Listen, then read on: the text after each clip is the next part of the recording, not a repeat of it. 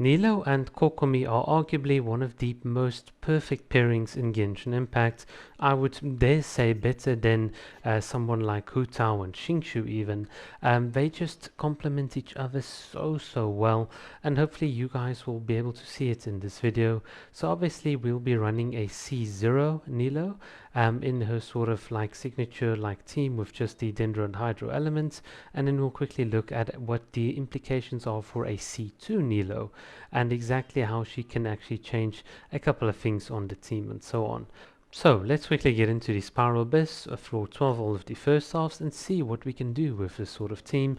So obviously we want to open here with Nilou, and then obviously Kokomi. So first apply the Hydro, then the Dendro, so we can get the Dendro characters to trigger the Bountiful Cores in the beginning, and that'll ensure the most amount of damage. Obviously we just want to use Nilou to apply a bit of Hydro to everyone, just those enemies that are at the far ends. Of course, Kokomi, having such an incredible range, can just quickly take care of them. Once again, just why Kokomi and Nilou are such like good pairings and so on. And yeah, you can see we just wait for the enemies to group up. Once again, just following the rotation here with Nilou. And it's so important here to also note that the Dendro cores do a lot of damage to the enemies and to you. Of course, this triggers one of Nilou's abilities, which gives everyone some elemental mastery and so on. But if we did not have Kokomi, then the team would actually very quickly sort of die out. This is one of the reasons why Nilou herself has such a large HP pool, is to sort of help tank the blows from the Dendro cores and so on. But luckily we have Kokomi in the team, and as you'll notice in the background, we are actually applying 3 different sources of damage to the enemy: Dendro damage, Hydro damage, and of course physical damage in a wide AoE. This is one of the cool things about having Kokomi in the team, because she can just sort of very comfortably maximize out that Ocean U-Clamp set damage, in addition to all of the other numbers popping. Look how quick that was just with this sort of team. Now let's quickly look at what a C2 Nilou can do, and I think it's very important to note that this resistance shred is almost equivalent to having an Animo unit in the team that can shred the resistance of the enemy via the VV artifact set.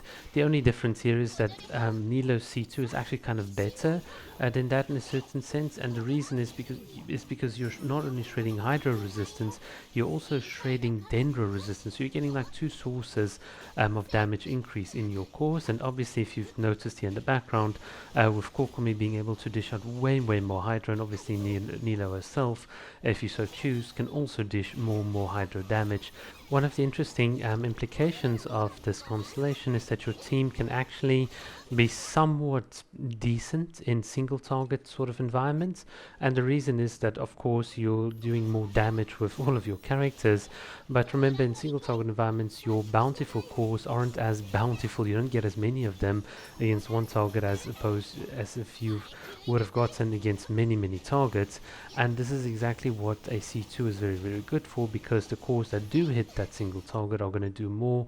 And obviously if you have Kokomi or Nilou sort of attacking the target with their Hydro, they're obviously going to deal out more and more damage. So it's a very nice, it's actually a very strong constellation from Nilou herself. And as you'll see here in the background, we're just going to absolutely decimate the enemies very quickly. Just absolutely beautiful. Yeah, so how does Nilou actually work in freeze teams? Well, this is an interesting one, and I think I'm gonna have a very controversial take, and I don't think a lot of people will agree with me.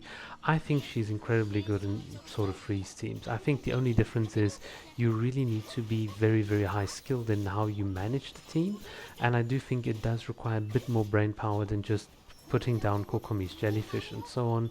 Obviously, if you can manage with Ayaka and you iframe properly with the burst and sort of animation cancels, then yeah, this team can be really fun to play. The cooldowns overlap very nicely, and of course, if you have Nilou's C1 constellation, then I think she's a perfectly valuable sort of substitute in freeze teams over Kokomi and perhaps Xingqiu and Yelon and so on.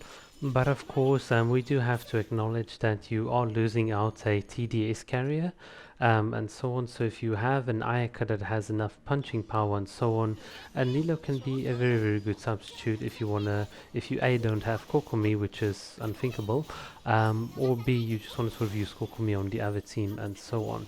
But yeah, there are some obvious trade-offs if you do want to use Nilou and so on, but I can foresee a couple of situations where it might actually be quite valuable to have her.